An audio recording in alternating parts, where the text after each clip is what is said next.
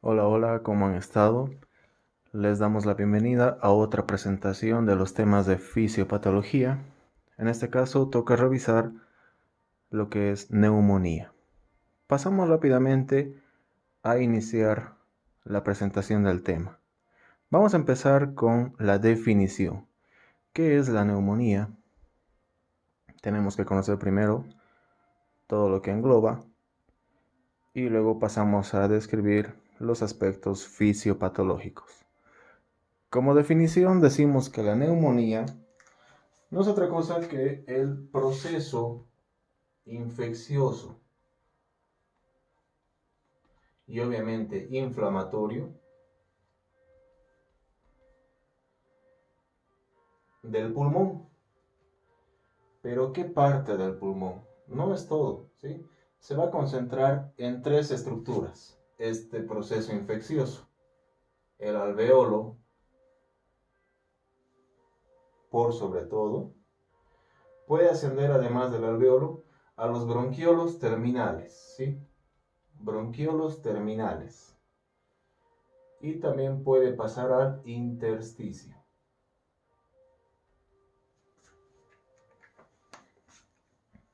¿Sí? Entonces, ese es el concepto de neumonía.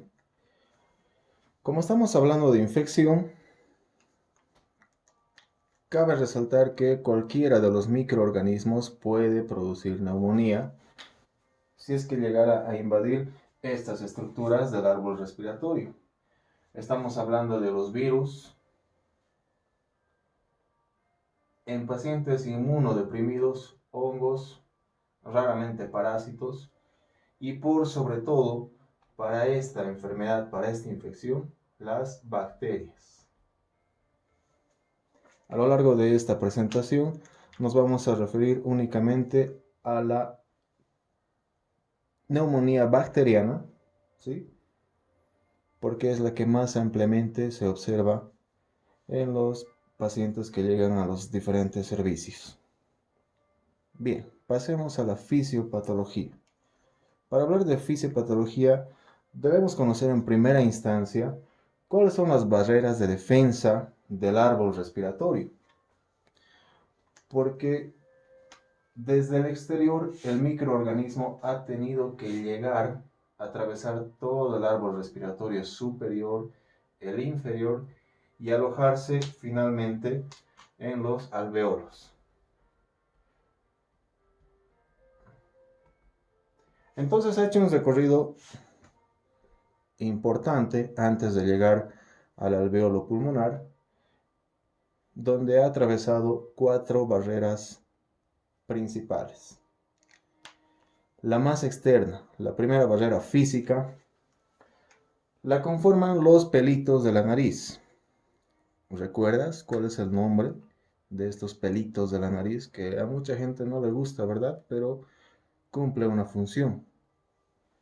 Se llaman vibrisas, ¿sí? Las vibrisas, que son los pelitos de la nariz, constituyen la primera barrera física del árbol respiratorio. Estas filtran el aire y alojan micropartículas que pueden ser expulsadas fácilmente con el estornudo o con la aspiración. Cuando la bacteria ha atravesado esta primera barrera, se va a encontrar con una segunda línea de defensa, conformada, ya esta se van a encontrar en la mucosa nasal. Estamos hablando de las células ciliadas. Son la segunda línea. Estas células ciliadas son productoras de moco. Y este moco, como es natural, va a mover estas partículas hacia el exterior, impidiendo que puedan llegar a niveles respiratorios más bajos. ¿Qué pasa si ha atravesado esta segunda barrera? Se va a encontrar con la tercera. La tercera ya es en niveles más inferiores.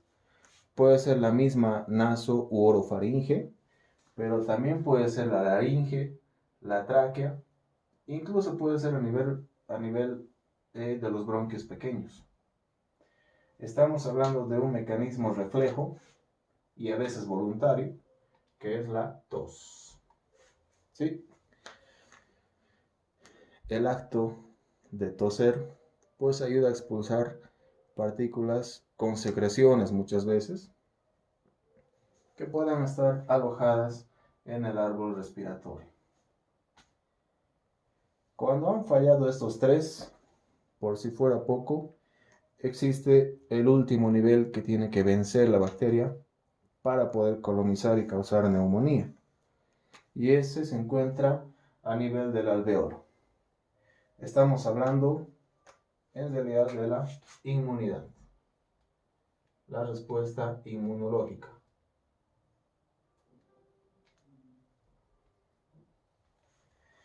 La inmunidad a este nivel va a estar dado por dos tipos de células. Por un lado, los linfocitos B y los macrófagos alveolares. Como sabemos, los linfocitos B son productores de inmunoglobulinas. Dependiendo del sitio y el mecanismo y la etapa de la infección, unas van a tener predominio sobre otras. ¿Cuál es aquella inmunoglobulina que está presente en secreciones, en mucosas, en la piel y también en el árbol respiratorio? ¿Recuerdas cuál es? La IgA. Principalmente la inmunoglobulina A va a estar rondando y vigilando a la gente que ha ingresado. ¿Qué van a hacer los macrófagos alveolares? Van a actuar de una de tres formas. ¿Sí? Ya estamos hablando de fisiopatología. Entonces el macrófago elige uno de tres caminos. Al ser un macrófago, su primera acción va a ser la fagocitosis directa. Entonces hablamos de la fagocitosis directa que va a producir en la bacteria. Al activarse este macrófago alveolar, va a liberar citocinas. ¿Sí? Las citocinas. Y por tanto va a actuar como un factor quimiotáctico. ¿Sí? Quimiotaxis.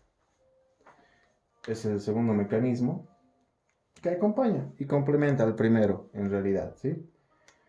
Al activarse, fagocita, libera mediadores inflamatorios y actúa como un factor quimiotáctico que va a atraer a más células inmunológicas, principalmente neutrófilos y otros macrófagos. Si no fagocita, va a actuar de otra manera, ¿sí? Y aquí se convierte en una célula presentadora de antígeno. Aquel que habíamos mencionado, por ejemplo, en las enfermedades obstructivas. Estas células presentadoras de antígeno, llamadas también células dendríticas, agarran a la bacteria, ¿sí? Y la van a presentar sobre todo a los linfocitos T, CD8, que son los citotóxicos, para poder destruirla. Entonces, hasta ahí estamos bien con las líneas de defensa del árbol respiratorio. Cuando han vencido estos cuatro, entonces se instala la enfermedad, la cual puede ser de dos tipos según el sitio donde ha sido adquirida. Seguimos en fisiopatología.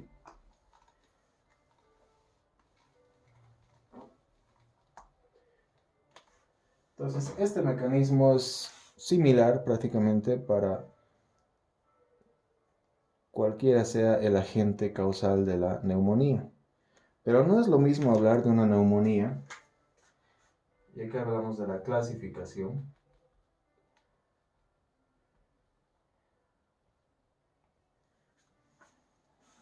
según el sitio donde ha sido adquirida la neumonía. Y tenemos dos tipos.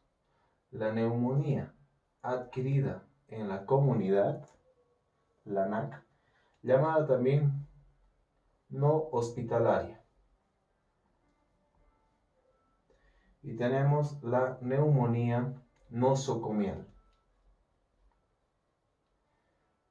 llamada también hospitalaria o intrahospitalaria. Pero ¿qué diferencia habrá si al final el paciente igual tiene neumonía? Pues la diferencia es mucha, porque el agente causal, hablando específicamente de bacterias, va a ser muy diferente en la persona que ha sido contagiada o infectada, por ejemplo, en el mercado, en la escuela, en el lugar de trabajo, siempre y cuando no sea un hospital. Va a ser muy diferente a aquella que ha contraído la enfermedad dentro de un hospital, ¿sí? Porque se supone que las bacterias que pueden colonizar dentro de un hospital son mucho más resistentes, más agresivas y más atípicas que aquellas que no, ¿sí? Que se adquieren en cualquier otro lugar. Y aquí hablamos del agente causal, ¿sí?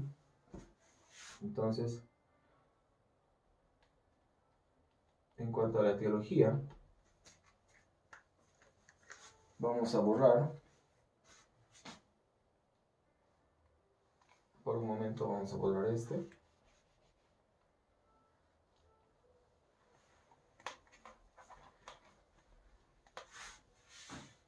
Y vamos a hablar de la etiología.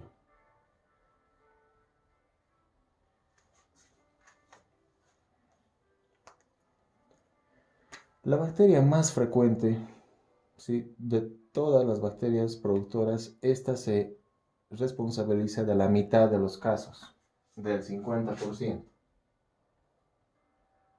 ¿Sí? Es el neumococo, es decir, el Streptococo pneumoniae. Un gran positivo que va a causar un tipo de neumonía típica, ¿sí? Y luego el otro porcentaje se distribuye en mayor o menor medida los siguientes. Casi por detrás de este va a estar el estafilococo dorado, ¿no? Es también un agente relativamente frecuente en los pacientes con neumonía. Vamos a tener al Haemophilus influenzae.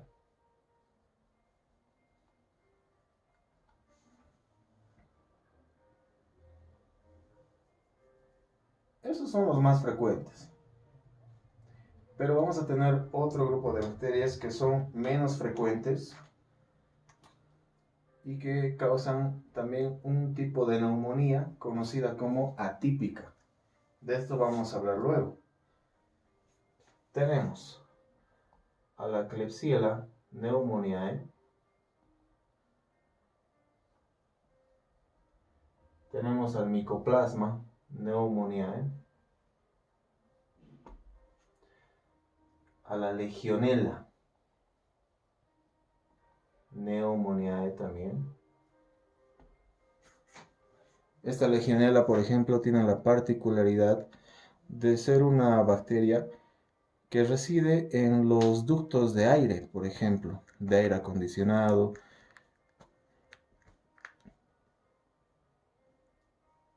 Es una bacteria muy aerobia que tiene predilección por almacenarse en estos ductos de aire, ¿sí? La Legionella pneumoniae. Una bacteria nosocomial muy agresiva que no solo puede causar neumonía, sino puede infectar prácticamente cualquier tejido del organismo dentro de un hospital. Estamos hablando de la conocida Pseudomonas aeruginosa. ¿Sí? La Pseudomonas aeruginosa. Y finalmente, los anaerobios. Es muy raro y difícil que un anaerobio cause infección del tejido pulmonar, porque su nombre dice que viven en un medio sin oxígeno. Sin embargo, cuando estos logran invadir el parénquima pulmonar, producen un tipo de neumonía muy agresivo, conocido como neumonía necrotizante, de la que también vamos a hablar enseguida. Existen más agentes, pero estos son los principales, los que están con azul sobre todo. Y vamos a ver por qué vías pueden ingresar estos al árbol respiratorio. Y aquí vamos a mencionar a las vías de ingreso o de inoculación, si quieren.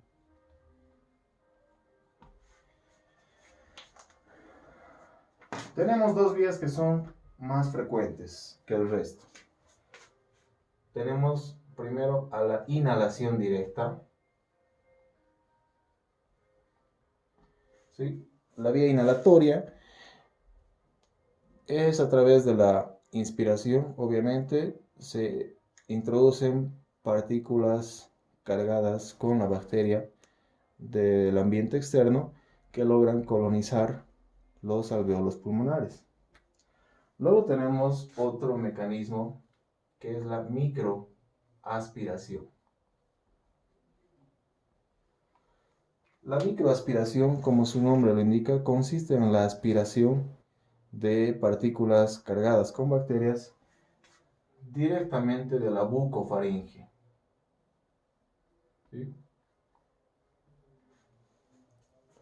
De la bucofaringe pasan al alveolo pulmonar. Estas dos son las más frecuentes, las más habituales, pero no son las únicas.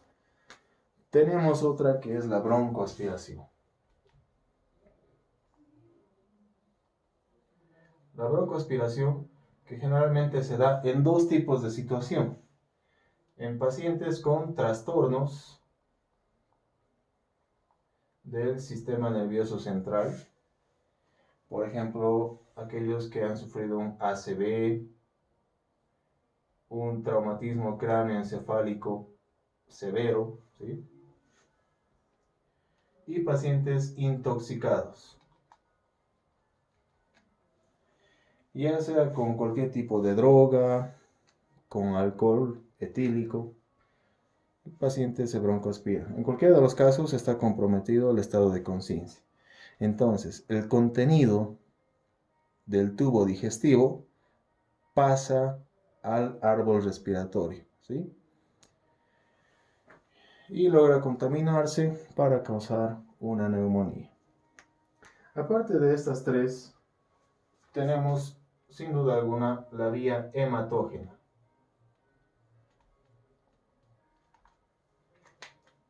La vía hematógena que consiste en la infección inicial de un tejido diferente al pulmonar. Entonces la bacteria pasa al torrente sanguíneo y logra distribuirse por los alveolos. Principalmente hay una patología de base para esta vía hematógena, es la endocarditis. La endocarditis que puede incluir a la válvula tricuspidea, ¿sí? En el lado derecho, o a la válvula mitral. Entonces, no es la única, pero es la patología de base que está más relacionada con la vía hematógena en una neumonía. También están la sepsis, por ejemplo, pacientes con peritonitis o en terapia intensiva, ¿sí? Finalmente, tenemos la última vía, que no es muy común, es extremadamente rara, pero no es imposible. Estamos hablando de la inoculación directa. Inoculación directa, y en cierta forma también es iatrogénica. ¿Sí? Iatrogénica. Pero ¿cómo puede ocurrir esto? Esta es causada generalmente por el personal de salud, durante un procedimiento que incluya al sistema respiratorio. Puede ser la intubación endotraqueal, una toracocentesis, que no sea realizado con las medidas de bioseguridad correspondientes, material mal esterilizado, por ejemplo, o que no se haya hecho en una sala de procedimientos, podrían inocular directamente bacterias del exterior a través del material quirúrgico o de intubación, ¿sí? Estas son las vías de ingreso para que pueda instalarse la neumonía. Entonces, hemos visto los aspectos fisiopatológicos, la clasificación según el sitio de adquisición de la enfermedad, las vías de transmisión, las barreras de defensa. Ahora vamos a ver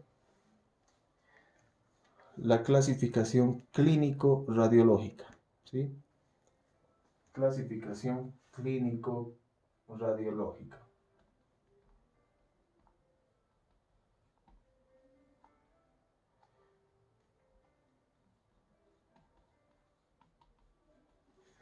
Habíamos dicho al principio de la presentación que la neumonía puede afectar alvéolos, bronquiolos terminales y hasta el intersticio. Y de aquí van a surgir estos tipos de neumonía. La que incluye al alvéolo se llama neumonía alveolar.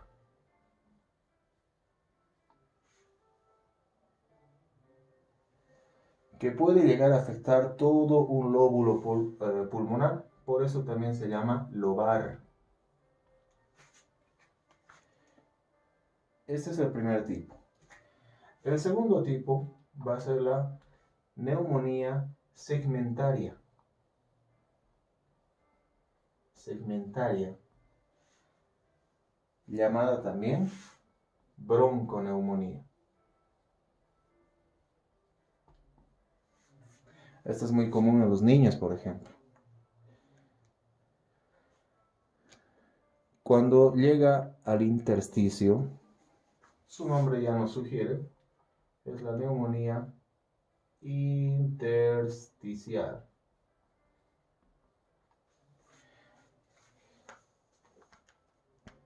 El cuadro clínico va a ser particular para cada uno y también los estudios radiológicos tienen sus propios patrones. Y finalmente tenemos la neumonía necrotizante.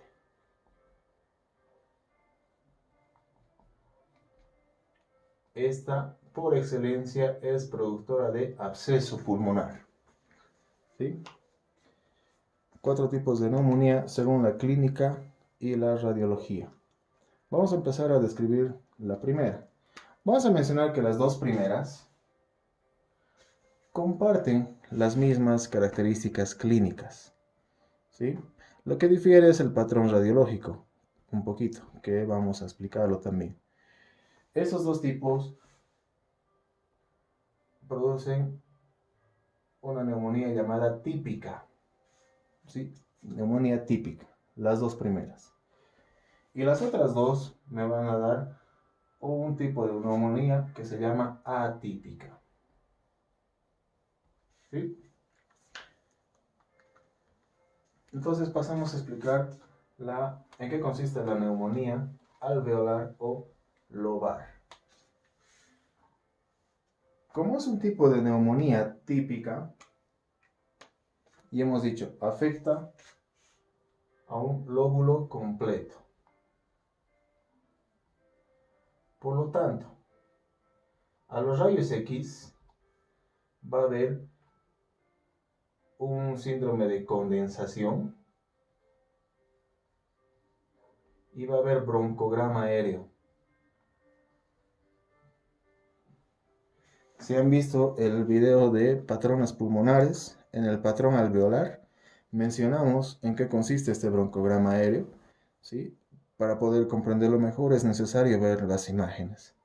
Entonces, a la radiología llama la atención estos dos signos. Pero también a la clínica, como es típica, va a ser de inicio súbito.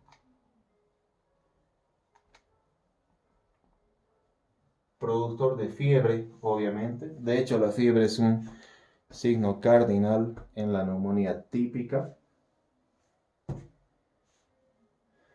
El paciente va a presentar tos productiva.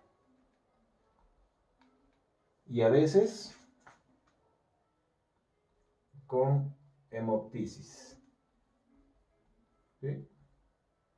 Puede haber presencia de sangre en el esputo, resultado del proceso infeccioso activo a nivel del alveolo.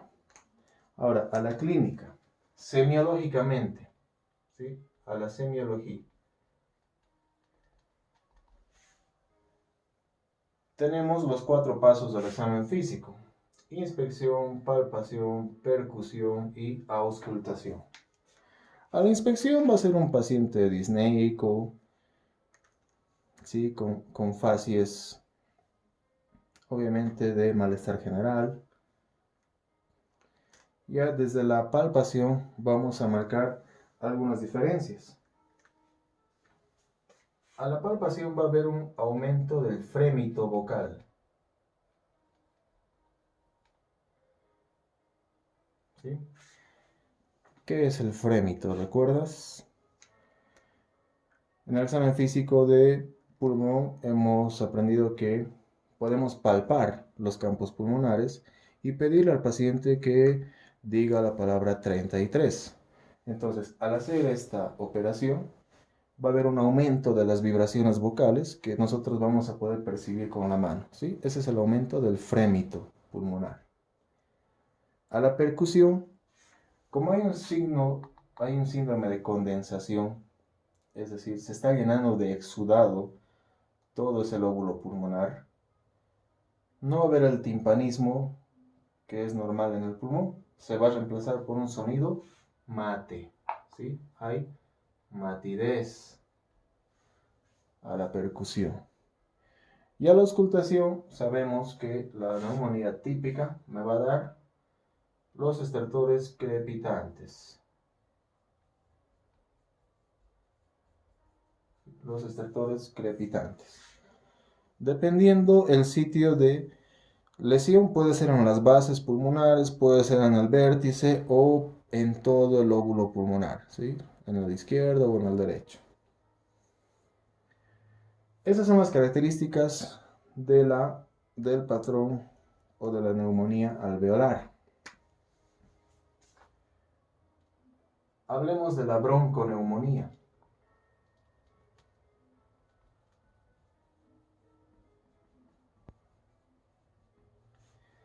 O llamada también neumonía segmentaria. Esta no va a afectar el lóbulo completo. No va a producir síndrome de condensación ni broncograma aéreo. Sí es de inicio súbito, sí produce fiebre, hay tos productiva, hay hemoptisis y la semiología también es similar. Como su nombre lo indica, esta bronconeumonía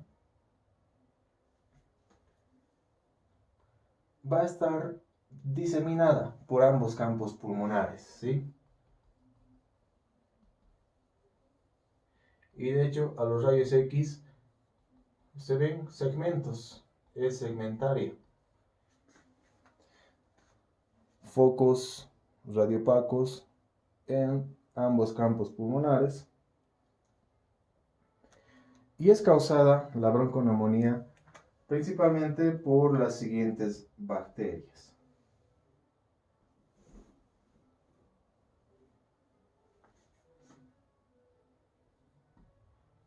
El estafilococo aureus, la pseudomonas a nivel nosocomial, producen la bronconeumonía. También el mismo neumococo es productor de este tipo de neumonía. ¿Sí? El Streptococcus pneumoniae. principalmente. Bien, hemos visto los dos primeros tipos de neumonía que me van a dar un patrón típico. Ahora vamos a conocer los otros dos que me van a dar una neumonía atípica.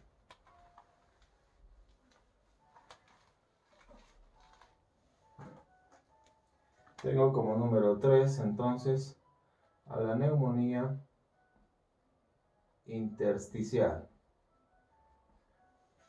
Como su nombre me sugiere, la bacteria llega a invadir el intersticio pulmonar y a diferencia de las anteriores, este va a ser de inicio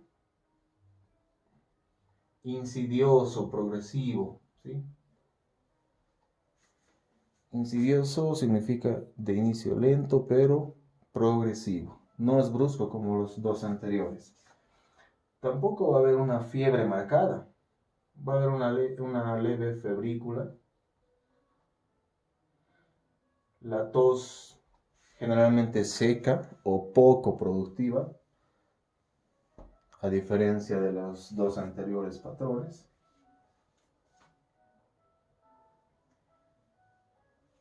Y no va a haber dolor torácico. En los anteriores no les mencioné, sí hay un dolor torácico, sobre todo a la inspiración. Aquí el dolor torácico no es muy marcado y tampoco hay matices a la percusión. ¿Cuáles son los agentes que me van a causar este tipo de neumonía intersticial y por tanto atípica? Son varios de los que hemos mencionado, pero principalmente vamos a marcar los siguientes. La Legionella pneumófila. ¿Sí? La Legionella pneumófila es un ejemplo de neumonía intersticial atípica, obviamente. ¿Por qué se llama atípica la clínica? Porque va a cursar con algunos signos o síntomas que acompañan a esta infección que no es característica de otros agentes causales. Por ejemplo, va a causar diarrea, va a causar mialgias y también hiponatremia, ¿sí? Por pérdida a través de la diarrea. Si el paciente con neumonía está cursando también con este cuadro clínico, deberíamos sospechar en una legionela. De hecho, la última palabra la tiene el cultivo, ¿sí? Pero nos podemos ayudar con algunos datos clínicos. Recordemos, el médico tiene que ser ante todo clínico y no depender desde el inicio del apoyo diagnóstico, ya sea por laboratorio o gabinete. Entonces tenemos que justificar cualquier estudio complementario que solicitemos. El Mycoplasma pneumoniae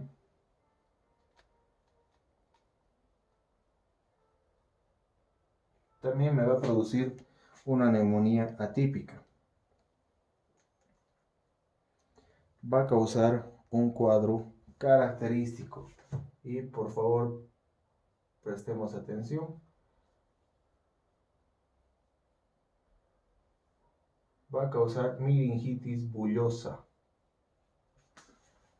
¿Qué es la miringitis bullosa?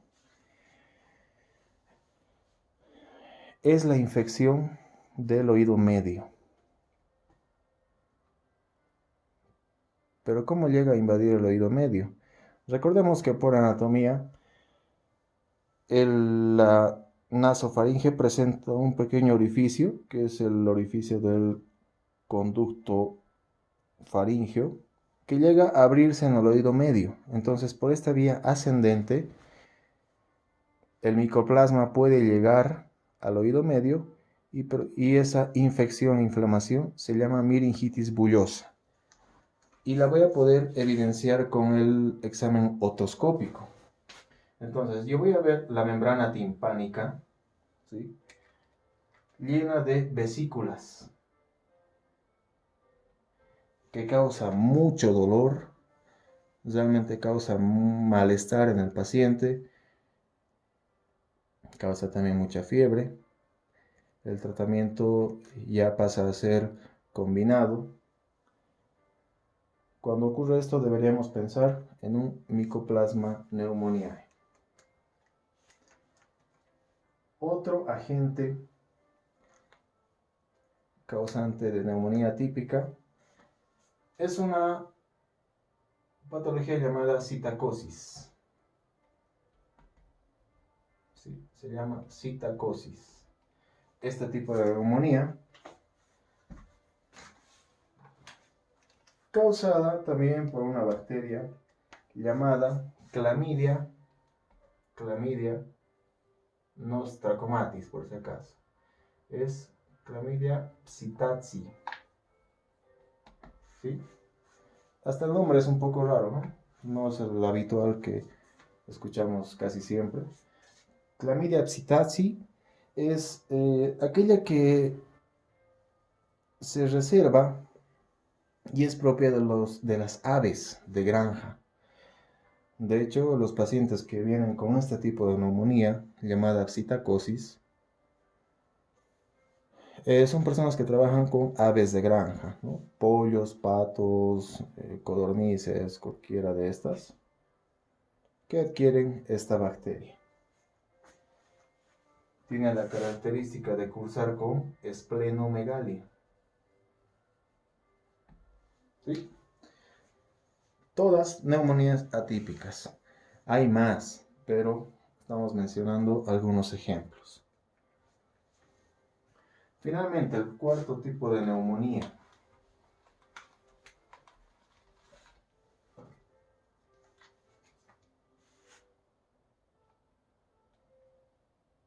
Estamos con verde. El cuarto tipo de neumonía es la llamada neumonía necrotizante.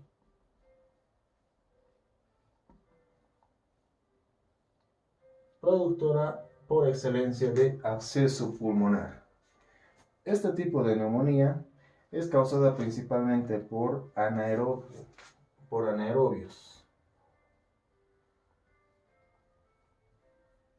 Algunas especies de Clostridium, por ejemplo, o Propionibacterium, ¿sí? ¿Cuál es el mecanismo y las características? Es una neumonía que no cede al tratamiento. Se echa tratamiento por 3, 4, 5 días o más y esta neumonía no cede. Hay pérdida de peso. Hay una facies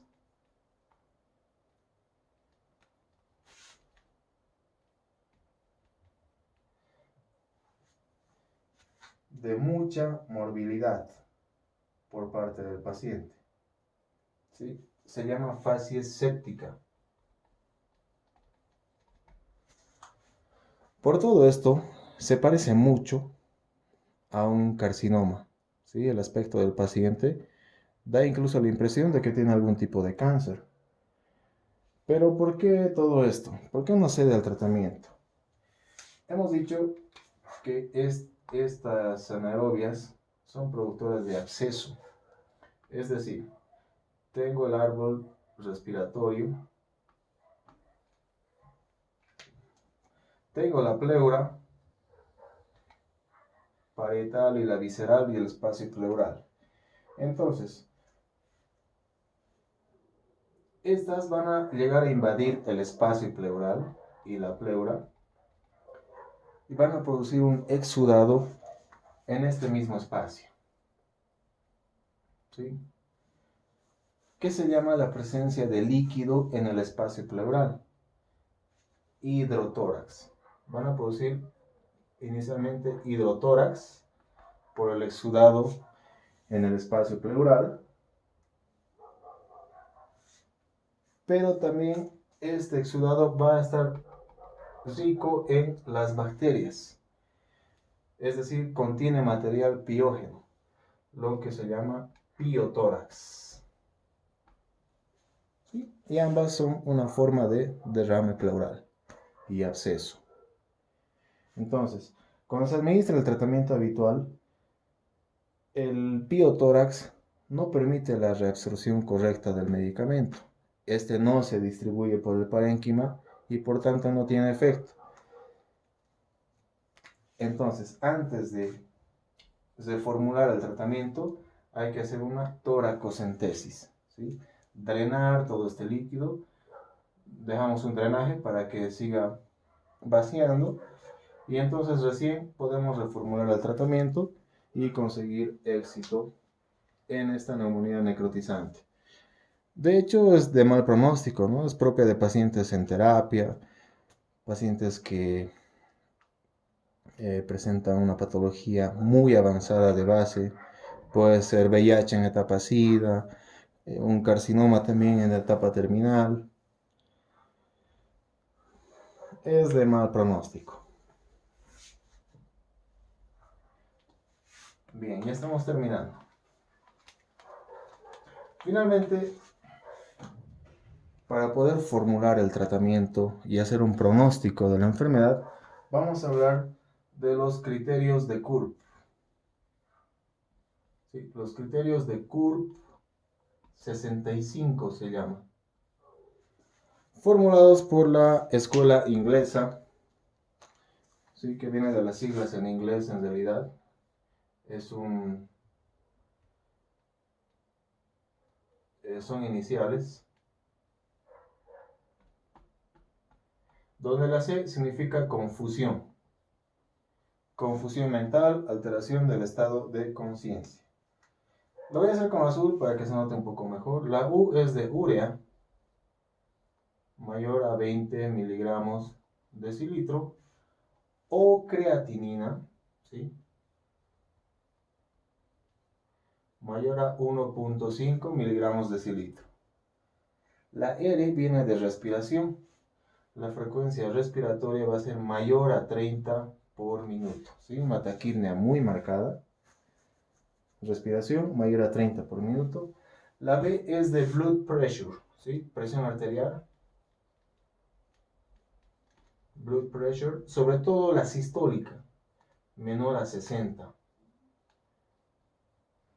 Pero estamos hablando de la sistólica, ¿sí? Y 65 es pues la edad, ¿no? Pacientes mayores de 65 años también son de mal pronóstico. Y a cada uno pues se le da un punto sumatorio, ¿sí? Cada uno vale un punto, sea cual sea. Y vamos a tener la siguiente tabla para hacer un pronóstico y manejo del paciente. Hay pacientes con neumonía que no presentan ninguno, por lo tanto su puntaje es 0. De 0 a 1, a un criterio, el tratamiento es ambulatorio. ¿Sí? El tratamiento es ambulatorio. Por vía oral se puede realizar. Cuando tiene 2, se hace una hospitalización, pero para observación. ¿Sí?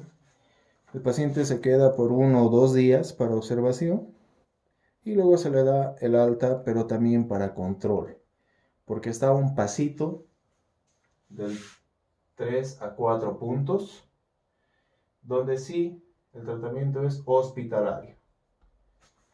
El tratamiento es por vía endovenosa, muchas veces se combinan fármacos, cuando tiene 3 a 4 criterios.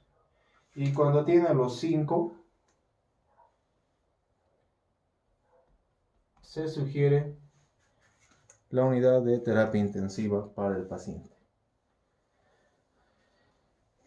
Bien, esos son los criterios de CURB 65, pero en realidad marcan una base para el tratamiento y el pronóstico.